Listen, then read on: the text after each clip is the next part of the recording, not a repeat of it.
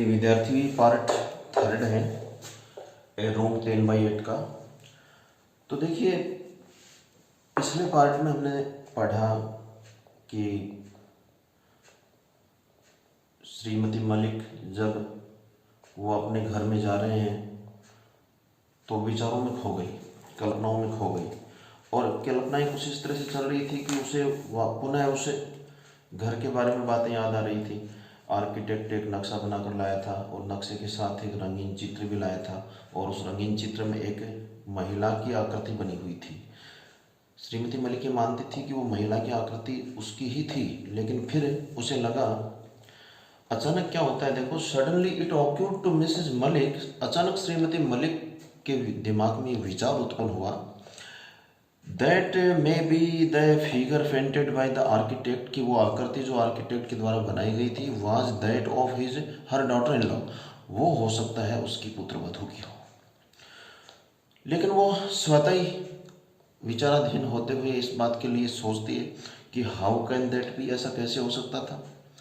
She was never on the scene, वो उस समय कहीं परिदृश्य में थी नहीं। When the plan of the house was prepared, जब घर की योजना बनी थी, घर का प्लान बना था, प्रिपेयर हुआ था, उस समय वो कहीं परिदृश्य में नहीं थी। But then she was wearing a maroon coloured sari, लेकिन वो मैरून कलर की साड़ी भी तो पहनती थी। That the figure in the sketch head, जैसी साड़ी उस चित्र वाली महिला की आकृति, अर्थात चित्र में जो महिला का चित्र भी बना हुआ था, उस महिला ने सारी मैरून कलर की पहन रखी थी। ये एक बात समान लग रही थी उसे। Yes it was maroon colour, हाँ ये मैरून कलर ही तो था। Mrs Malik never liked maroon colour, श्रीमती मलिक ने कभी मैरून कलर पसंद नहीं किया था।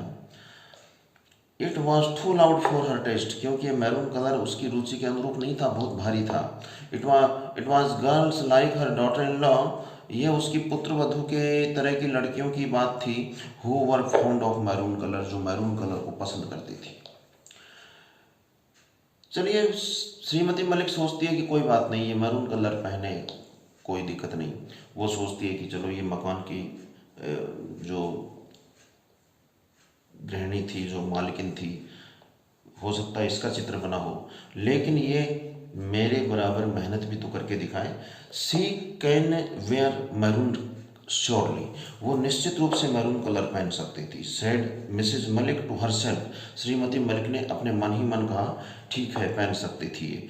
आई wish she could also work, मेरी ये भी तो इच्छा है कि ये कार्य कर सके। कुड ऑल्सो वर्क, ये कार्य भी कर सके।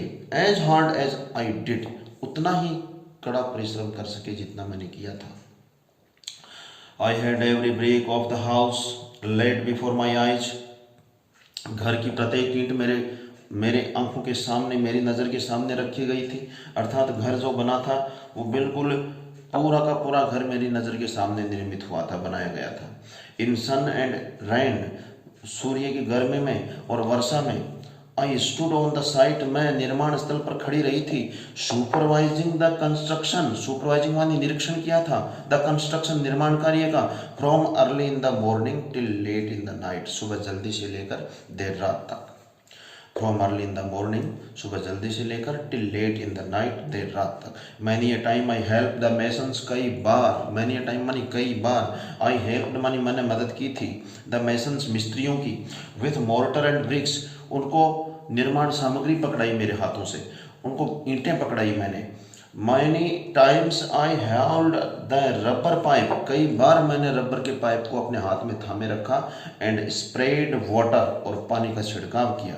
द प्लास्टर्ड वॉल्स, ये जो दीवारें थी घर की, प्लास्टर्ड वॉल लिपाई की गई, यानी कि सीमेंट का प्लास्टर किया गया। ऐसी दीवारों पर मैंने कई बार रबर का पाइप अपने हाथ में लेकर छिड़काव किया। Then they reach the house, ऐसे में तभी वो अपने घर पहुंच गए। His son drove the car straight to the porch, उसका बेटा कार को सीधा चलाते हुए पोर्च में ही ले गया। पोर्च वो भाग, पोर्च अक्सर भवन के सामने जो मुख्य गेट होता है उसके आगे ही बनाया जाता है, जहां वाहन खड़ा करके सीधा भवन के अंदर प्रवेश किया जाता है। तो उसका बेटा कार को चलाकर पोर्च में ले गया। And her daughter in law jumped out of it, और तुरंत उसकी पुत्र वधू कार से एक झटके में ही नीचे उतर गई, अर्थात जंप्ड आउट हुआ आया इसमें, तुरंत कूद कर नीचे आ गई। And there she stood reclining against the marble pillar, और वहां जाकर वो उसी मार्बल पिलर के पास खड़ी हो गई। ऑन द बरामदा, बरामदे में जाकर उसी मार्बल पिलर के पास खड़ी हो गई। एग्जैक्टली द वे, ठीक उसी ढंग से खड़ी हो गई। एग्जैक्टली द वे, ठीक उसी ढंग से खड़ी हो गई। The way the architect had painted the figure in the sketch, architect ने जिस तरह से उस चित्र में महिला की आकृति खड़ी दिखाई थी, उसी तरह से, उसी पोस्चर में, उसी मुद्रा में जाकर खड़ी हो गई। श्रीमती मलिक गाड़ी की पिछली सीट पर बैठी हुई सब देख रही थी। Mrs Malik felt a wrench in her heart, श्रीमती मलिक को अपने हृदय में, अपने दिल में बड़ी निराशा महसूस हुई। फेल्ट ए रेंच का अर्थ होता है बहुत निराशा महसूस होना। मे be the architect had mocked at her, हो सकता है आर्किटेक्ट ने भी उसके साथ मजाक कर लिया हो। हैड मॉक्ड मानी मजाक किया हो। शायद आर्किटेक्ट ने चित्र बनाया घर का, उसमें आकृति दिखाई, वो इसकी दिखा दी और वो चित्र लाके मुझे दे दिया और मैंने उस आकृति को मेरा समझा, तो वो अपने मन में बहुत निराशा महसूस करती है और सोचती है कि शायद आर्किटेक्ट को भी यही था, कोई संयोग की बात थी कि मेरा मजाक बना दिया उसने। स्टैंडिंग ऑन द बरामदा, बरामदे में खड़े खड़े, क्लोज टू द पिलर, बिल्कुल पिलर के पास, मार्बल पिलर के पास खड़े खड़े, trying to cover her hair elaborate hairdo, वो अपने सुसज्जित बालों को, अपने केश सज्जा को ढकने का प्रयास करती है। To cover, trying to cover माने ढकने का प्रयास करती है। एलिबोरेट हेयर डू अपने केश सज्जा को। With the maroon coloured sari, अपनी मैरून कलर की साड़ी से वो अपने केश सज्जा को ढकने का प्रयास करती है। Her daughter in law was giving instructions, और केश एलिबोरेट केस जो उसके जो बाल थे उनको साड़ी से ढकने का प्रयास तो करती है, साथ में हर डॉटर इन लॉ, उसकी पुत्र वधू, वॉज गिविंग इंस्ट्रक्शंस, निर्देश दे रही थी, टू द सर्वेंट्स, नौकरों को निर्देश दे रही थी, about the luggage in the taxi was following the car, जो कार के पीछे पीछे टैक्सी आ रही थी, उस टैक्सी में जो सामान आया था उस सामान को किस ढंग से उतारना है, कहाँ रखना है, कैसे क्या करना है, वो सब निर्देश उन नौकरों को भी दे रही थी साथ में। The luggage had been removed from the taxi, car से सामान को उतार लिया गया। The taxi driver drove away after having been paid, taxi driver अपना किराया लेकर चला गया। Mrs Malik was still sitting on the back seat of their car, श्रीमती मलिक अब भी कार की पिछली सीट पर बैठी थी। देखो कितना समय हो गया, कार को रोका था, पुत्र वधू तुरंत एक झटके में उतर गई, बेटा भी उतर गया, माँ अंदर ही अभी पिछली सीट पे बैठी है। टैक्सी आई, पूरा सामान उतारा गया, टैक्सी ड्राइवर को किराया दिया गया, वो वापस चला गया। इतने समय तक किसी को माँ की याद नहीं आई। श्रीमती मलिक इससे अपने आप को उपेक्षित सा महसूस करती है। Mrs Malik was still sitting on the back seat of their car, श्रीमती मलिक अब भी कार की पिछली सीट पर बैठी थी। She had a strange sinking sensation, अब उसके मन में एक अजीब सी निराशा उसको महसूस होती है। Then her son and daughter-in-law entered the house, फिर उसकी पुत्र वधू और उसका पुत्र घर में प्रवेश कर गए। देखो ये और भी ज्यादा विकट स्थिति बनती है, और भी ज्यादा उसे दुख होता है। सब ने उसको भुला ही दिया एक तरह से, वो महसूस करती है कि उसकी उपेक्षा हुई है। वो सब सामान भी उतार लिया गया, टैक्सी ड्राइवर भी चला गया और अब वो सब घर में प्रवेश कर गए। They put on the lights, जाकर उन्होंने लाइट जलाई, वन बाय वन, एक एक करके लाइट जलाई। Every room was lit up, हर कमरा प्रकाशित हो गया था। Mrs Malik looked on wide eyed, और श्रीमती मलिक वहीं बैठी हुई, कार की पिछली सीट पे बैठी हुई, वाइड आइड, कौतूहल के साथ, आश्चर्य के साथ देखती जा रही थी। वाइड आइड, आंखें फाड़ फाड़ कर देखना, अर्थात कौतूहल के साथ देखना। Still sitting in the back seat of her car, वो अब भी अपनी कार की पिछली सीट पर बैठी थी। इन द एक्साइटमेंट, उस उत्तेजना के माहौल में, उस अत्यधिक खुशी के माहौल में, nobody seemed to have remembered, शायद किसी को याद रहा हो ऐसा प्रतीत ही नहीं होता।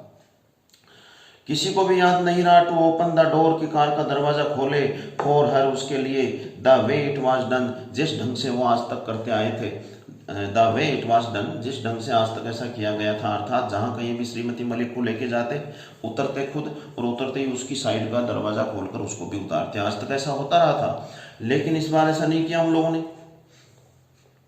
Suddenly her son thought of his mother, अचानक उसके बेटे को ही माँ की याद आई।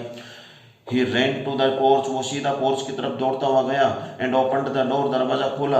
ऑफ द कार, कार का दरवाजा खोला। अब बेटा आता है, उसे याद आती है अचानक माँ की, और वो आकर कार का दरवाजा खोला उसने। लेकिन माँ देखो घोर निराशा में है, इस उपेक्षा के कारण बहुत दुख हुआ है उसे, लेकिन वो इस बात को छुपा जाती है, यानी बताती नहीं है अपने बेटे को। वो दूसरी बात बताती है, ए ड्राइव इन द इवनिंग, सायंकाल का सफर। ड्राइव का अर्थ हो गया सफर। सायंकाल का सफर always makes me go to sleep, हमेशा मुझे उनिंदा कर देता है, अर्थात नींद दिला देता है।